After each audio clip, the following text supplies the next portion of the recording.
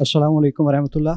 वालेकुम सलाम। आपकी तवील गुफ्तगू सुनी, ना सिर्फ बहुत कुछ सीखने को मिला बल्कि बहुत कुछ नया सुनने को भी मिला। माशाल्लाह। तो इस मुतल्लिक मेरा आपसे सवाल हरगिज़ नहीं है, मैं रिवायात के बरक्स मेहमान की बजाय मेज़बान से सवाल करना वो चाहूँगा। थोड़ी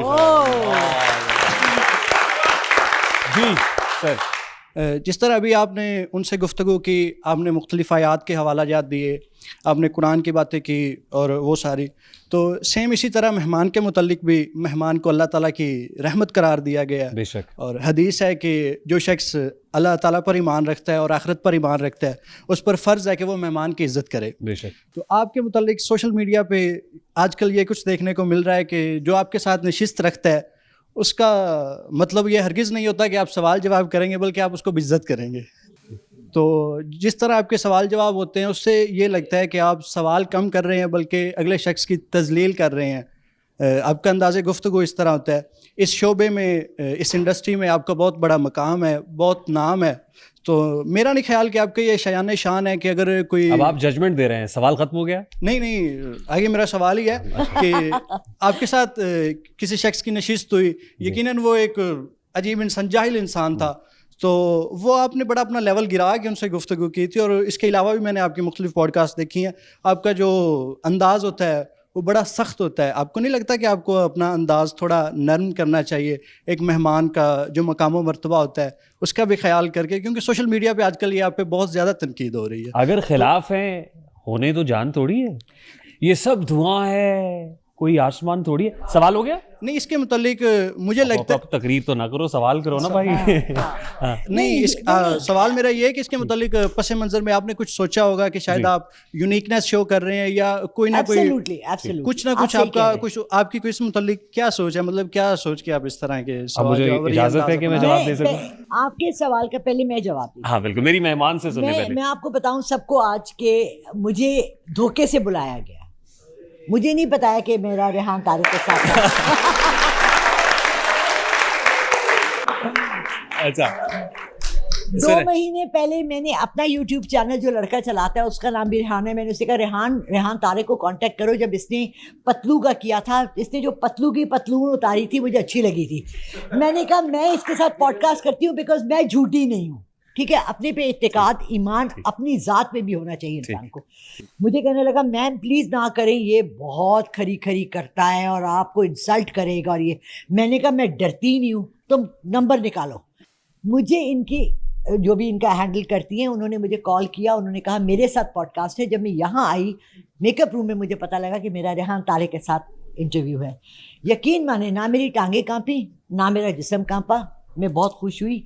मैं दिल से ये चाहती हूँ, खरा सच में इकरारुल हसन, रेहान तारिक जैसे खरे लोग जो कि वो राज खोलते हैं, वो किताब खोलते हैं जो हम सब बंद करके रखे हुए पीछे। हम उनको सवाल उठाना, हम लोगों को चाहते ही नहीं कि क्वेश्चन करें। अल्लाह ने कुरान में बार बार कहा है तुम अपना दिमाग क्यों नहीं इस्तेमाल करते, तुम ढूंढते क्यों नहीं हो, तुम तफ्तीश क्यों नहीं करते हो, तुम पता क्यों नहीं लगाते हो।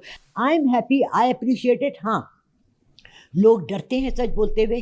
रेहान का थोड़ा सा सॉफ्टनेस है, लेकिन मेरे साथ अल्हम्दुलिल्लाह बहुत अच्छे रहे। लेकिन हमें इन लोगों की बहुत ज़रूरत है इस मुल्क में, ठीक है। Thank you very much, I am so honoured madam, बहुत बहुत शुक्रिया, थैंक यू। आपके पास वो मैसेज है जो उस बच्ची ने आपको किया था बुलाने के लिए? मैं सिर्फ अपने लिए जानना चाह रहा हूँ, वो मुझे मैसेज दिखा सकती हैं? वो एक्चुअली मैं दूसरे फोन पर, आज मेरे से बहुत बड़ी गलती हुई, मैं अपना फोन घर जोड़ा। वो एक्चुअली जो मैसेज होता है ना, उसे क्या होगा, उसमें नीचे लिखा होना चाहिए podcast, I am an associate producer, right, और उसने इस तरह से लिखा। आप उसको जरा रीचेक कर लीजिएगा, क्योंकि इसलिए था नहीं, but I am happy, I am very happy, so no complaints. जी, वो जब आपने कहा ना कि उसने कहा मेरे साथ था, तो वो शायद आपकी कोई कम्युनिकेशन में हुआ होगा, मिसकम्युनिकेशन हुई होगी। अल्हम्दुलिल्लाह बहुत ज्यादा उसने यही बोला होगा कि ये हमारा पॉडकास्ट है, हमारा शो है, आरटीएस। आपका नाम कहीं भी उस मैसेज में मेंशन आरटीएस लिखा होगा उन्होंने। आरटीएस तो मैंने सब्सक्राइब ही किया हुआ है, मैं तो रोज 10 आरटीएस के मैसेजेस आते हैं। So kind of you madam, it's so honoured. वो मुझे फॉरवर्ड भी कीजिएगा ताकि मैं उसको भी चेक करूं कि उसने क्या इबारत लिख के भेजी थी। As far as your question is concern, तो मैं हमेशा ये कहता हूं कि जो तौर है दुनिया का उसी तौर से बोलो, बहरों का इलाका है जरा जोर से बोलो। हमारा ये जो प्लेटफॉर्म है, गुज़श्ता पॉडकास्ट भी हुई तो उसमें जो साहब बैठे हुए थे वो अपनी वकला की टीम के साथ आए हुए थे, और उन्होंने मेरे पूछने से पहले अपने तिब काउंसिल के सर्टिफिकेट्स भी रखे हुए थे, कागजात भी रखे हुए थे।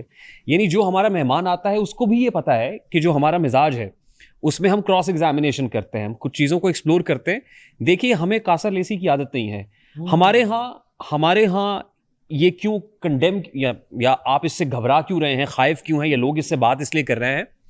हार्ड टॉक करता है स्टीफन सेकर, Absolutely. ठीक। I've been listening to I am very fond of Anderson Cooper. Anderson Cooper बहुत अच्छा काम कर रहा है। वहां पे वो लोग ये कर सकते हैं क्योंकि वहां पे वो कह लेते हैं, क्योंकि आगे से भी सह लेते हैं। हमारे यहां जब कोई ऐसा कल्चर फरोग पाता है तो आप जैसे यूथफुल आदमी, यंगस्टर, जिसको मैं कहता हूं कि आप अपने वक्त के बादशाह हैं, तो अगर ये मैं अपने लिए नहीं कर रहा हूं मियां, this is a cause and this is for you. मैं अपनी जिस जामिया में पढ़ता था उस जामिया के vice chancellor was a retired journal, और उनका अपना एक ऑरा था, और ये था कि वो, और हम वहां पे भी कमरे में धड़ल्ले से जाया करते थे कि जहां पे ऐसे आप दबक के बड़े बड़े डीन्स और ये सब बैठे होते हैं ना, हम वहां पे भी उसी यूथफुलनेस के साथ जाते थे। मैं आप लोगों के अंदर भी वही जज्बा देखना चाहता हूं। मैं आपको कहना, आप मेरे इस शो में आके, ये जितने लोग आए हुए हैं, आप पहले बताइए मैंने आपको बुलाया? यानी I mean, आप मेरे प्लांटेड हैं?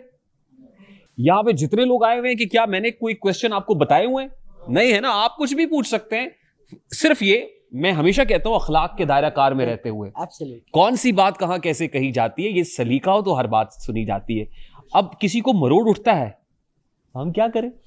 हम तो खुश हो रहे हैं, हमें तो अच्छा लग रहा है, और हंसो।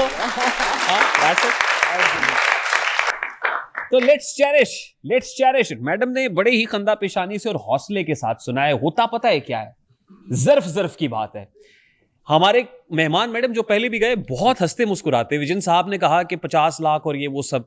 मैं फिर कहता हूं, लानतुल्लाहि अलल काज़िबीन, झूठे पे अल्लाह की लानत है। मैंने तो उसका जवाब देना मुनासिब नहीं समझा, और हमें किसी का भी जवाब नहीं देना है। यहां पे ऐसे ऐसे लोग उठ के क्या क्या बातें कर रहे हैं। हमारा 19 साल का सफर है, ये 19वां साल है हमें, और जैसी जैसी बातें हम और तूफानी बदतमीजी सुन रहे हैं, बड़ी हौसले से सुन रहे हैं। होता यह है कि जब कोई क्लिप जाता है ना, और गेस्ट को कहीं ऐसा लगने लगता हो मेरी तो वायरल हो गया और ये दुकानदारी खत्म हो रही। देखिए, जो चाहे आपका उसने करिश्मा साज करे, मेरे इस शो का कोई क्लिप उठा के आप उसको जैसे मर्जी पेश करें, और गेस्ट को आप ये बताइए ओहो आप तो डिफेम हो गए, और गेस्ट उसके सबर का पैमाना लबरेज हो और वो जाते फौरन ही एक वीडियो बना दे, वो ऐसे नहीं ऐसे हुआ था, और वो जो मर्जी कहता फिरे। तो इसलिए हमें एक ऐसा कल्चर, आप मुझसे पूछें कि मेरे मुल्क का सबसे बड़ा प्रॉब्लम क्या है, तो मैं आपको बताऊंगा मेरे मुल्क का सबसे बड़ा मसला मेरे नजदीक, मैडम झूठ तो है ही, अदम बर्दाश्त। इम्पेशेंट है हम। मैं भी बेसब्र हूं, आप भी बेसब्रे हैं, मुझे आगे आने वाले बच्चे भी बेसब्रे ही लग रहे हैं, क्योंकि जब हम बेसब्रे होंगे तो हम क्या प्रमोट कर रहे हैं। तो अगर हमें थोड़ा सा सब्र आ जाए, हौसला आ जाए, और हौसले से सुने यार बातें। तनकीद हो रही है ना, आज हो रही है तनकीद, हम हौसले से सुन रहे हैं, मुस्कुरा रहे हैं यार। जहां गलती होगी उसको करेक्ट भी करेंगे, उसको ठीक भी करेंगे, हमें ये हौसला भी है। तो इसलिए खातिर जमा रखें इंशाल्लाह। अभी तो बहुत कुछ होना है। This is just the beginning यार।